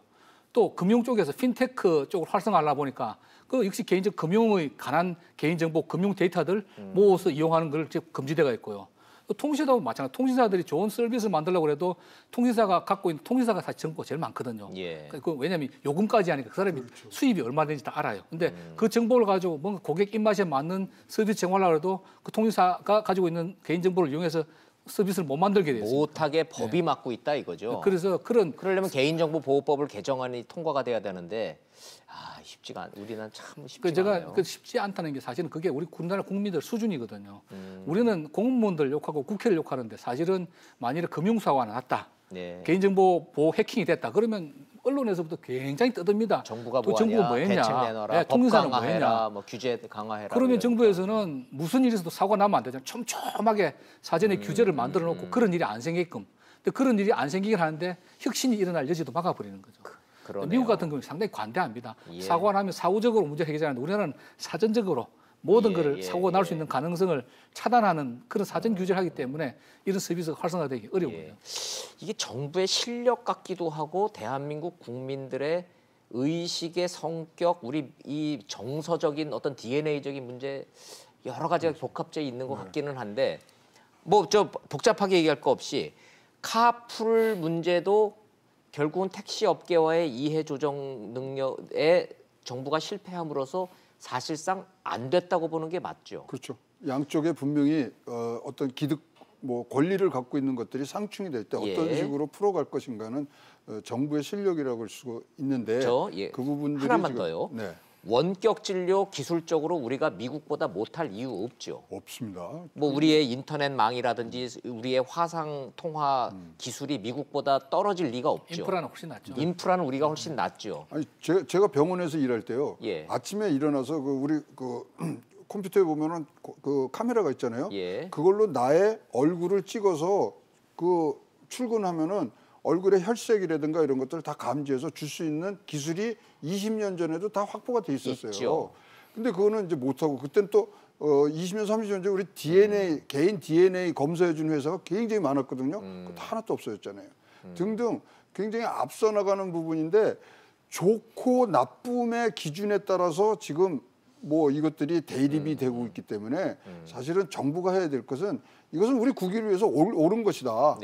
이러한 설득 논리로 갖고 가야 되는데 그런 점이 좀 이제 부족하고 사실 이거는 뭐 이런 얘기하면은 밤새 하고서 새벽녘에 나오는 얘기는 항상 교육입니다. 교육. 우리나라의 국민들 교육을 어떻게 다시 시작할 것인가인데 전반적인 그런 어떤 변곡점에 있을 때 정부의 실력과 국민의 그런 의지가 같이 상승 효과를 내야 됩니다. 교육을 잘못해서 20대 남자들이 정부를 근데 저는 시스템이 좀 있는 차이가 있는 게 큰 틀에서 지금 미국식과 중국식이 있다고 보거든요. 그러니까 이제 핀테크를 예를 들면 중국식 같은 경우에는 일단 중국은 핀테크를 가야 되잖아요. 그렇죠. 그러니까 이미 갔죠. 가니까 그 인민들이 막 정보 진짜 털리고 이런 것들은 안 중요한 거예요. 일단은 가자. 그래서 기술이 그냥 막 홍채 지문부터 해서 핀테크의 극한으로 가는 게 이제 중국식 방식이고 미국도 핀테크를 잘합니다. 근데 미국은 왜 잘하느냐? 일단 풀어줘서 쭉 가요. 그런데 누가 내 정보 보호를 통해서 해킹을 당하고 문제가 커졌어요. 그것도 떼돈을 벌었어요. 소송을 통해 가지고 수십억, 수백억을 또 챙길 수가 있습니다. 그러니까 기업이 사후에 그런 게 두렵기 때문에 또 오히려 이 정보를 쉽게 뭐 해킹이라든가 불법을 못 저지르는 이제 이게 미국식으로 해서 핀테크가 발전하는 방식, 중국식으로 밀어붙여가지고 발달하는 방식. 근데 우리 같은 경우에는 국민을 희생할 수도 지금 없는 방식이고요. 그렇다고 막 자율 규제를 막 풀어줬는데 실제 그럼 당한 우리가 사후에 뭐 거기에 대한 대가를 받을 수 있느냐 그런 제도와 또 법적 소송 이런 시장도 또 아니잖아요. 그러니까 우리는 계속 지금 왔다 갔다 하는 와중에 미국은 미국 트렌드대로 극한으로 또 기술이 가고 중국은 중국대로 가고 자꾸 중국 얘기하면서 우리가 이 기겁을 하는 게 우리 들었잖아요. 그 중국의 주재원으로 일했던 분이 길거리에서 거린이 국어를 하는데 현금으로 동전으로 하는 QR 코드로 이걸 저기를 동양을 한다며요. 중국 사람들이 QR 코드로 그걸 보고서는 기겁을 했는데 우리나라에서는 규제 때문에 그게 안 된다며요. 그렇죠. QR 안 되고. 근데 QR 하는 게 사실은 부럽지는 않아요. 왜냐하면 이 신용 창출 효과가 하나도 없거든요. QR을 하려면 데비카드로 해서 자기가 사실 예금이 있어야지만 게 말고 우리는 신용카드로 해서 돈이 없더라도 신용이 돼서 뭐 M3가 커지고 뭐 이런 효과가 있기 때문에 QR하는 거는 문제가 안 됩니다만은 아니 그래도 그 동양하는 거를 동양하고 국어하는 거를 부러워하는 게 아니라 그 발상의 전환이 그렇죠. 눈앞에서 벌어진다라는 그게 이제 무서웠다는 한 방향으로 갈 수 있는 부분들이 뭐 이 독재건 뭐건 간에 그거는 뭐 실력이라고 봐지고요. 우리는 어디로 가고 있는가? 사실 우리나라에 자율주행 되려고 그러면요. 사실 법 하나만 고치면 돼요. 인간이 운전하는 것은 불법이다. 그 정도의 의지와 방향성을 갖고서 할 때 개혁이 되는 거지. 혁자가 가죽 혁자인데 우리의 가죽을 벗겨내는 아픔이 항상 따르는 건데 너무나 이거를 모든 사람이 좋게 하는 개혁은 개혁이 아니죠. 뭐 스타트업이 됐든 기업이 됐든 김연학 교수님한테는 그런 하소연들 많이 할 것 같은데. 좀 학교에서 창업 지도를 하고 있습니다.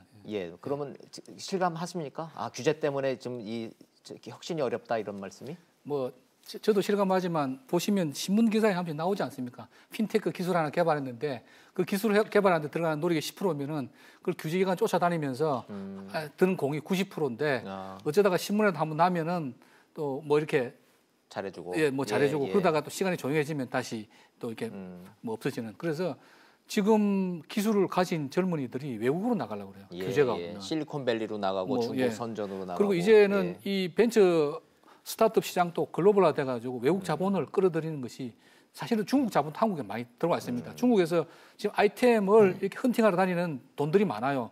그럼 한국에 규제 많으면 들고 중국으로 와. 우리가 같이 50대 50대 뭐 하자든지 이런 식. 그래서 우리가 실제로 그렇게 많이 좀 빠져나가고 있습니까? 그건 통계가 안 잡히니까 알 수가 없는데 주변에는 제가 가끔씩 목격하는 눈으로 확인하세요? 확인합니다. 그런 상황이군요. 그래서 이게 우리가 이 부분에 빨리 규제 혁파가 이루어지지 않으면은 그나마 있던 기술과 실력, 특허권 또 중국이나 미국에 다 뺏길지도 모른다. 그런 위기감을 가지고 대응해야 됩니다. 자, 시청자 여러분, 지금 남의 나라 얘기하고 있는 거 아니고 나중에 우리 죽고 난 다음에 일어날 일이 아니라 당장 5년 뒤, 3년 뒤 당장 우리가 먹고 살 길을 지금 걱정을 좀 하고 있습니다. 마지막으로 이거 시간이 훌쩍 지나갔는데 궁금한 거가 많은데 하나만 좀 짚고 가겠습니다. 지금 김정은이 기차 타고 이거 황당합니다. 이 상황에 기차 타고 60시간에 걸쳐서 지금 베트남을 가고 있다고 하는데 자, 남북한 간에 이런 평화 무드가 계속 조성이 되면 남북한 간의 통신 이 연결은 어떻게 가능한지 그거 좀 궁금하긴 한데 5 시대라는데 이거 좀 전문가들한테 하나씩만 여쭤보죠. 짧게 가능합니까? 가능하죠. 지금 철도나 도로 이야기는 많이 하는데 통신 이야기는 없습니다. 지금 북한의 고려네트라고 하는데 75% 대주주가 이집트의 오라스콤이라는 회사입니다. 근데 쫓겨났다는 얘기도 있고. 아닙니다. 아직 있는데 경영권을 행사를 못 하고 있죠.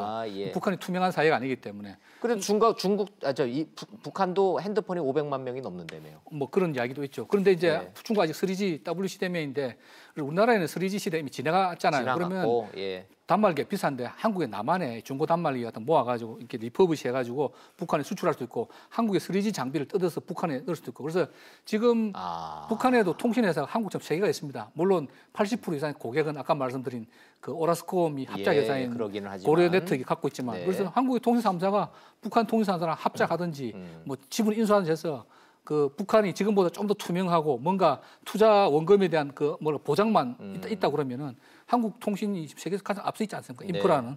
그래서 얼마든지 통신도 남북 간에 협력할 소지가 있다고 생각합니다. 예, 예. 정평원님, 네. 굉장히 옳은 얘기이긴 한데 왠지 북한이 철도 연결은 원해도 통신 연결은 원치 않을 것 같은 느낌 안 드세요? 그런 느낌도 많이 드는데 저는 만약 되기만 한다면은 예. 우리가 굉장한 기회가 있을 것 같아요. 통신 연결만 되면. 예, 왜냐하면 그 교류만 되면 예. 우리가 뭐 5G 시대에 4차 산업혁명에 도로를 깐다, 전기자율주행차, 도로부터 다시 또 뭐 바꾸고 충전소 세우고 그 비용이 얼마나 들겠습니까? 네. 근데 네. 아예 북한은 시작할 때부터 그걸 고려해서 우리가 통신 도로가 함께 들어가게 된다면은 저는 굉장한 우리에게 있어서의 뭐 경제 규모의 경제도 실현될 수가 있고 아프리카 같은 경우에는 유선 통신이 없이 바로 모바일로 갔거든요. 예. 그래서 저도 아프리카에서 깜짝 놀라는 게 다 스마트폰 새 거를 그렇죠. 들고 있어요. 예, 그러니까 예. 그런 식으로 중간 갭 없이 지금 바로 갈 수 있는 상황이 북한도 충분한 잠재력이 있기 때문에 뭐 결과적으로는 뭐 제재 완화라든가 경제 제재 완화 이제 풀어주는 게 급선무긴 하지만 예. 잠재력 부분에 있어서는 저는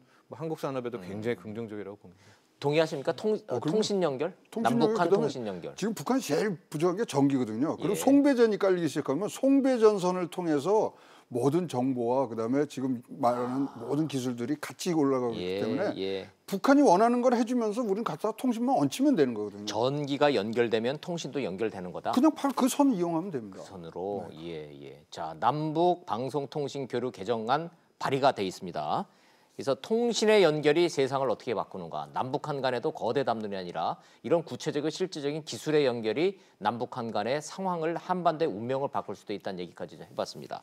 자, 시청자 여러분들 이 MWC 계속 진행되고 있는데 다음 주에 다시 한번 기회 마련해서 여기에서 바라볼 수 있는 미래 세상 한 번 더 소개해드리고자 합니다. 기대해 주십시오.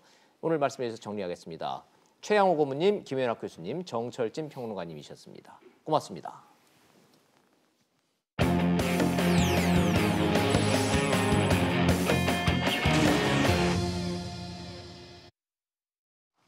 문재인 정부에 대한 20대 지지율이 떨어지고 있습니다. 특히 남성 유권자들의 지지도가 떨어지고 있습니다. 보수 정권 시절에 교육을 잘못 받아서 때문이랍니다. 동의하십니까? 자, 영상 보시고 이슈 따라잡기로 돌아오겠습니다. 더불어민주당 서른 최고위원은 한 인터넷 언론과의 인터뷰에서 대통령과 민주당의 20대, 특히 20대 남성 지지율 하락의 원인 중 하나로 교육 문제를 꼽았습니다. 자신은 유신 시절 이전에 민주주의 교육을 정확히 받았는데 이명박, 박근혜 정부 시절 교육을 받은 지금의 20대에게 그런 교육이 제대로 됐나 하는 의문이 있다고 말했습니다. 정부 정책이 아닌 20대들이 받은 교육에서 문제의 원인을 찾는 듯한 발언에 당장 야당들의 비판이 이어졌습니다. 자유한국당은 자신들을 지지하지 않으면 교육도 제대로 받지 못한 이른바 멍청이라는 뜻이냐며 대국민 사과와 의원직 사퇴까지 주장했고 입에 올리기도 민망한 국개론, 국민 개돼지 발언을 능가하는 역대급 망언입니다. 바른미래당은 여당의 청년 혐오에 설 최고위원이 동참했다고 비판했습니다. 이에 대해 설 의원은 젊은 세대를 겨냥해 지적한 것이 아니며 인간의 의식, 사고에서 교육이 큰 영향을 미치기 때문에 교육 환경과 정책의 구조적 문제를 지적한 것이라고 해명했습니다. 또 모든 책임은 자신을 포함해 열악한 교육 환경을 만든 여야 정치권과 기성세대에게 있고 상처가 된 분들이 있다면 이유를 불문하고 죄송하다고 사과했습니다. 이슈 따라잡기 돌아왔습니다. 이수희 변호사님 나오셨습니다. 어서 오세요, 이 변호사님. 안녕하세요. 아니 저는 저 기자의 설명을 쭉 들으면서도 뭔 소린지 도대체 뭘 말하고자 하는 건지 무슨 교육이 잘못됐다는 건지 일단 민주당 서른 의원이 문제를 제기했던 20대 남성들 교육을 제대로 못 받았다. 보수 정권에서. 일단 20대 남성들의 반응들은 대충 어때요? 그러니까 이제 우선은 소위 말해 지금 민주당에서 촛불혁명이라고 하는 그 촛불 집회에 20대들이 상당히 많이 나갔었죠. 전폭적이었잖아요. 그 이유가 정유라의 부모 잘 둔 것도 능력이라는 그 말에 엄청 분노를 하고 뭐 대학생들도 많이 나갔지만 맞아요.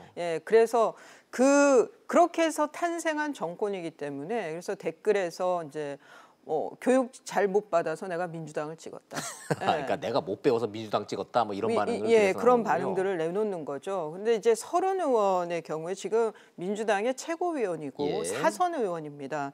제가 봤더니 53년생이에요. 그러면 60대 중반이잖아요. 그렇죠. 그러면은 지금 20대 나이를 둔 막내 자녀는 있을 수 있는 나이죠. 저 정도면은 뭐 늦게 봤다면. 만약에 늦둥이가 있었다면. 늦둥이 아니면 조카라도 있을 거란 말이죠.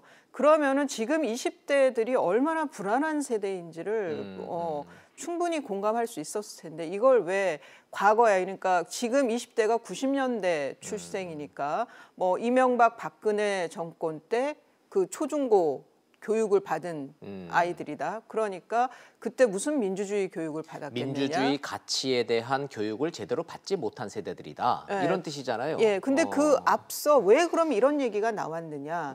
지금 20대의 지지율이 문재인 정권에 대한 지지율이 급락을 했습니다. 이른바 최근에. 이영자 현상. 예, 거기서 꾸준히 내려왔는데 지난주에 비해서 최근 몇 주 동안에 급락을 한 거예요. 특히 남성 쪽, 20대 남성 청년 쪽에서. 그래서 이유로 원인을 지금 여론조사 기관에서는 인터넷 검열 강화시킨 거, HTTPS를 이제 규제한다는 거. 그다음에 여가부에서 아이돌 외모, 여성 아이돌들의 뭐 외모로가 너무 획일화되어 있다. 뭐 이렇게 외모 지상주의가 너무 심하니 뭐 이런 그 방송 지침을 냈죠. 그런 거에 대한 반발이 그리고 무엇보다도 이제 또 경기가 안 좋으니까 그런 것들에 대한 반발이 20대 남성들의 지지율 하락의 원인인 것 같다라고 평가를 하는데 이 민주당 최고위원이신 사선 중진 의원 입에서는 과거 그야말로 적폐 정권 때 교육받은 사람들이라 그렇다라고 하면서 전 정권 탓만 한 거죠. 저는 이게 실언이라기보다는 이거는 그렇게 이해하고 있고 그렇게 인식하고 있는 거 아니냐. 인식 자체가 좀 그렇다. 유시민 그 이사장도 뭐 그러네요. 남자 20대 그렇죠. 뭐 여자보다 불리한 환경이다.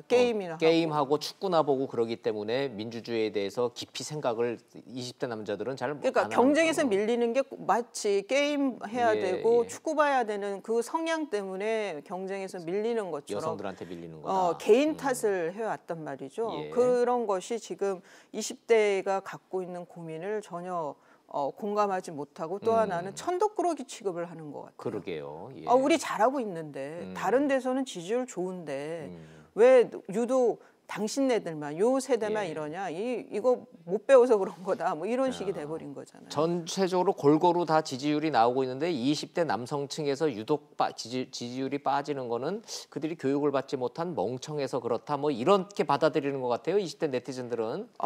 그리고 이제 뭐 홍익표 그 민주당 수석 대변인이 15일 날 국회에서 열린 토론회에서는 방공교육을 받아서 20대가 유독 보수적이다. 뭐 이런 또 그 평을 내놨어요. 근데 방공교육은 20대 현재 20대 남성들이 10대 때 교육만 받았을까요? 오히려 방공교육으로 따지면 저희 세대가 더 강했을 거고. 그렇죠. 그런데 지금 이거는 방공교육이 아니라 지금 20대들 그러니까 2000년대에 북한이 핵실험들을 많이 했었고 또 하나는 천안함 폭침이니 영편도 포격이니 또 금강산 관광 갔던 그 박완저 씨를 피격했지. 이런 일들이 계속 있었단 말이에요. 목함 지뢰 사건부터 해서 북한의 공격과 도발이 있었기 때문에 그거는 자연스럽게 체득될 수밖에 없는 거였죠. 그리고 지금 20대, 30대에게 북한은 그냥 좀 표현이 거치지만 거지 나라라고 기억을 인식하고 있다는 거죠. 아주 못 살면서 그런데 그것을 그런 현상을 보고 나름 판단한 거를 왜 교육 탓을 하는 건지 그런 것이 그런 인식이 잘못된 인식에서 정책을 펼치면 20대 남성들의 입장에서는 본인들을 위한 정책이 하나도 없게 됩니다. 얘기 나온 김에 여쭤보면 보수 정권 시절의 교육, 이른바 독재 정권 하의 교육, 반공 교육으로 따지면 이수희 변호사님 또래들이 오히려 독재 정권 시절에 교육받았기 때문에 제가 70년생이고요. 그래서 그러면은 가장 못 배운 교육을 받으셨는데 그러니까 11.6대가 초등학교 3학년이었고 그렇죠. 그리고 난 다음에는 50이었고요. 군사 정권 계속 겪었잖아요. 그리고 고등학교 때 이제 60 항쟁이 있었고 뭐 그러면서 5.18 청문회라든가 그런 걸 봐왔죠. 그래서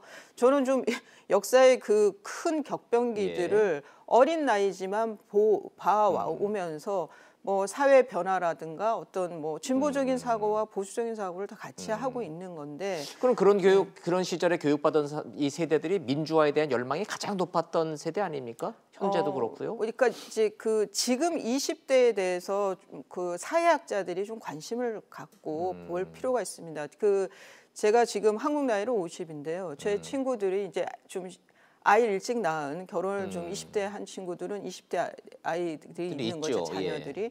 근데 이 어느 중상층 이상의 자녀들은 20대들이 어찌 보면 좀 그 철딱선이 없다 보일 수도 있어요. 이 꼰대적인 진짜 이 기성권에서 봤을 때는 좀 자유롭고 자기 꿈을 펼칠 수 있는 직업을 원하고 어떤 때 보면은 좀 근거 없는 이런 그 꿈을 꾸는 것도 같고 그렇지만 지금 20대들이 갖고 있는 주관 중에 아주 뚜렷한 것이 정의에 대한 거, 또 본인에 대해 또 사회적으로 부당한 거 이런 것도 못 참는단 말이에요.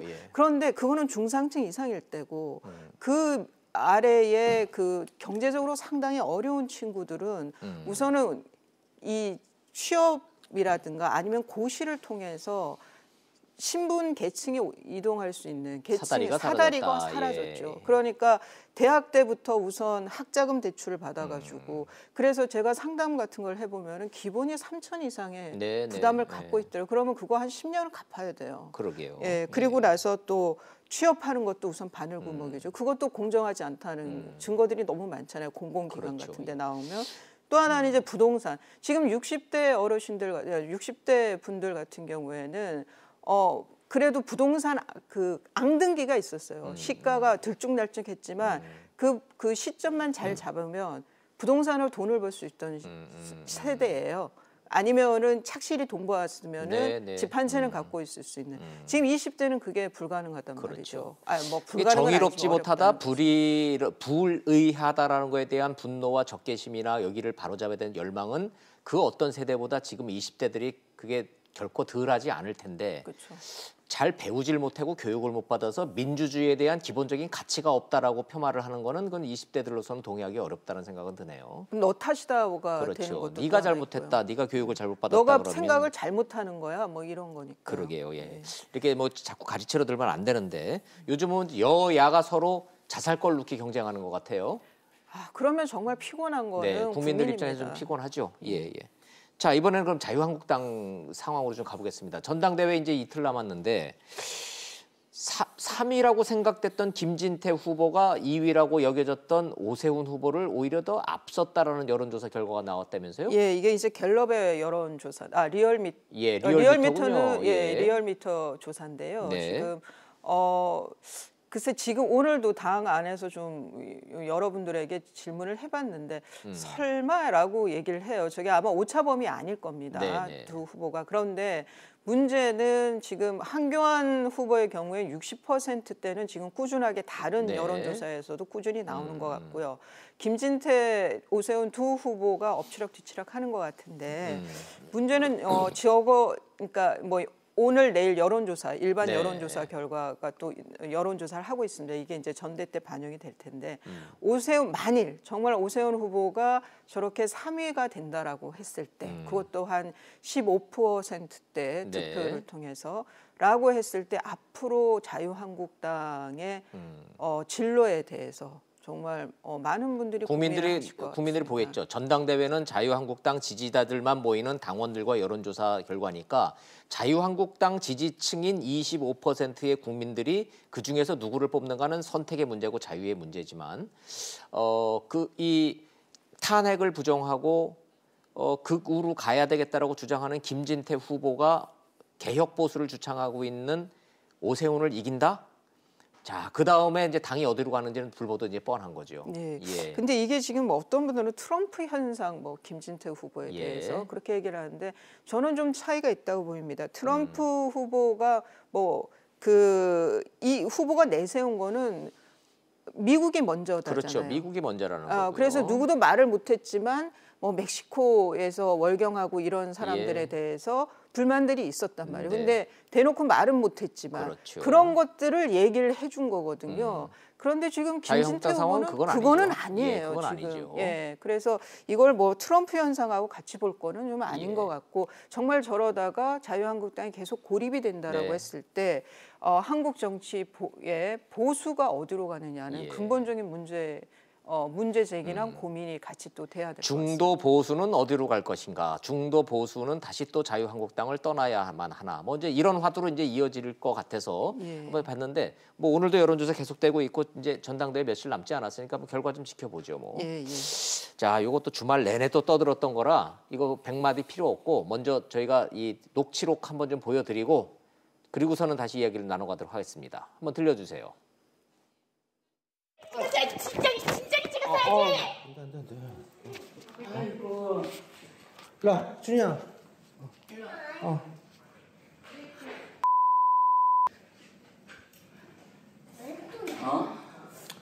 얘들아. 네 아빠 말하네. 나 근데 너무 황당해서. 나가! 아니 왜? 내가 뭘 잘못했어? 왜냐면은. 왜 애가 저기 있는 거 보는데 근데 애가 단 거 먹는 거 얘기가 아니잖아. 밥 먹기 전에 먹는 걸 보라는 거 아니야. 밥 먹기 전에 먹는 거. 어디서 들고 왔어?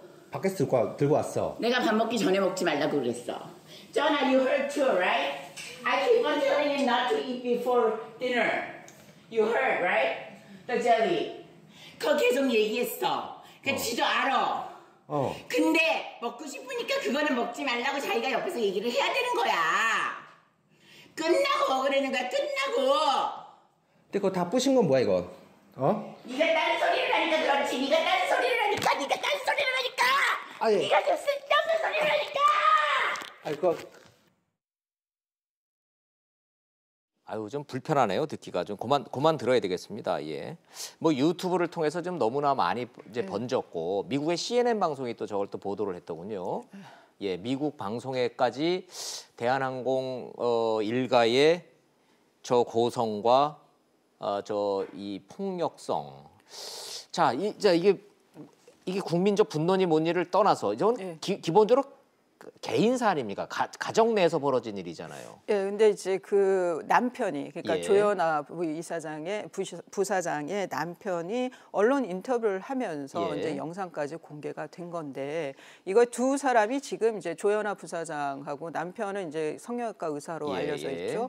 초등학교 동창으로 알려져 있는데 두 사람이 이혼 소송 중입니다. 근데 그 지금 그 부사장의 남편의 그 얘기를 들어보면 아마 양육권에 있어서 서로 치열하게 다투고 있는 것 같아요. 뭐 재산 분할이라든가 재산 분할이라는 거는 뭐 파탄 책임이 누구한테 있느냐와 상관없이 비율이 정해지는 거고 돈을 얼마나 벌었느냐에 따지는 거니까 뭐 위자료 많아봐야 뭐 몇 천만 원 차이기 때문에 그거는 의미 없고 저거는 양육권 다툼인데 지금 남편 입장에서는 조현아 부사장 엄마죠. 엄마의 그 양육 태도와 기질에 문제가 있다. 그러니까 아이는 내가 키워야겠다. 애가 귀를 막고 있고 쌍둥이 아들이라고 그러죠. 그렇게 돼 있죠. 근데 저걸 보면서 전 댓글에서 그런 얘기들 많이 나왔더라고요. 처음으로 재벌가 애가 불쌍해 보이긴 내가 더 행복하게 느껴지는 건 처음 느꼈다 뭐 이런 말이 있던데. 좋습니다. 그럼 현실적으로 저런 동영상 공개가 이혼 소송에 유리하게 작용을 합니까? 그러니까 그 판단으로 공개를 하는 건가요, 대중에? 아마 그 남편은 대한항공이 한진기업이 굴제 재벌 기업이잖아요. 대기업이잖아요. 거기 또 그 거대 로펌이 지금 소송을 좀 하고 있잖아요. 거기서 느끼는 어떤 부담감이 컸던 것 같아요. 이런 이제 뭐 돈의 위력이라 그럴까요? 명성의 위력에 그래서 아이를 생각했을 때는 나는 그러면 여론전을 해야 되겠다라는 판단을 한 것 같습니다. 그래서 법적으로 그게 도움이 된다고 보십니까, 변호사로서? 글쎄 좀 뭐라 그럴까요? 이렇게 주의를 환기시킬 수는 있는 거고 저런 그 영상은 분명히 다 재판부에 제출이 돼 있을 제출이 되는 거죠? 재판부에서도 보는 거고 그런데 불안할 수밖에 없죠. 대기업의 그 상대로 해서 거기에 딸과 지금 이혼 소송 중이면 뭐 그 남편도 지방에서는 제법 내놓으라 하는 집 그 자제라고는 예. 하지만 저는 뭐 충분히 두려움을 느낄 수 있을 거라고 생각이 듭니다. 그래서 아마 여론을 좀 등에 업으려고 하는 게 아니라는 생각이 듭니다. 이혼 과정에서 쟁점은 그러니까 재산 분할이 아니라 양육권 다툼이군요. 양육권 다툼으로 보입니다. 아, 양육권 다툼에서 나온 남편 측이 아예 공개적으로 제시한 동영상이다. 네, 그다음에 또 하나가 저기 뭐 아이를 보면은 지금 영어로 지금 얘기를 하잖아요. 예. 그래서 아마 저기 뭐 얘기로는 하와이에서 원정 출산으로부터 유명했던 그 원정 받았었죠. 출산했던 예. 그 자녀들이지 않습니까? 그러면 이제 아빠 입장에서는 애를 외국에 데려다 놓고 거처를 알리지 않으면서 못 만나게 하는 경우들도 있거든요. 예. 속된 말로 아이를 빼돌리는 경우도 있어요. 네. 그러니까 그런 모든 것들이 아마 남편 입장에서는 두려웠을 것 같아요. 예, 예. 아, 뭐 국민들이 언제까지 대한항공 일가의 이런 그 개인 사정까지 이렇게 다 들여다봐야 될 필요가 있는지는 잘 모르겠습니다만은 어쨌든 국민들 정신 건강에는 좀 안 좋은 것 같아요. 자꾸 이런 게 나오면서. 근데 또 상대적으로 말씀드린 대로 돈만 있으면 뭐하냐, 내가 행복하다 이런. 또 그러는 또 안도감도 또 있군요. 예, 알겠습니다. 여기까지 듣겠습니다. 이수희 변호사님 고맙습니다.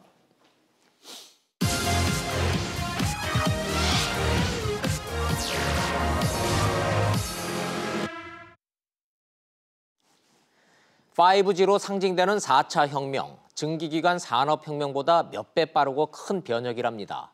여기서 처지면 앞으로 30년 뒤처진답니다. 과거 100년보다 더 클 겁니다. 실감나고 긴장되고 소름 끼칩니다.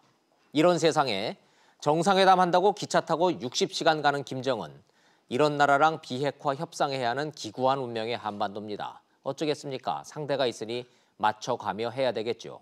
걱정은 한국 우리 내부입니다. 눈만 뜨면 5.18이 어떻고 탄핵이 어떻고 여당은 적폐청산, 야당은 극우국 우경화, 미래 걱정보단 과거에 누가 더 잘못했냐 내기하는 우설입니다. 바깥 쳐다보고 내부 바라보며 걱정과 한숨을 피할 길이 없습니다. 나라 잃고 벌어진 3.1 만세운동 꼭 100년 됐습니다. 건국일이 언제인지, 3.1 운동인지 혁명인지, 5.18 탄핵, 이런 거 모두 역사 학자들한테 맡기면 안 될까요? 100년 전 우리 조상은 세상이 어찌 변하는지 고민 않고 있다가 이념 논쟁에 매몰돼 자자손손 고생길로 몰아넣었습니다. 국민의 자격으로 또 한번 요구합니다. 역사학자가 할 일, 정치가 할 일, 제발 구별 좀 하고 각자 할 일 좀 하면서 미래를 대처했으면 좋겠습니다. 직설 마치겠습니다. 시청해 주셔서 고맙습니다.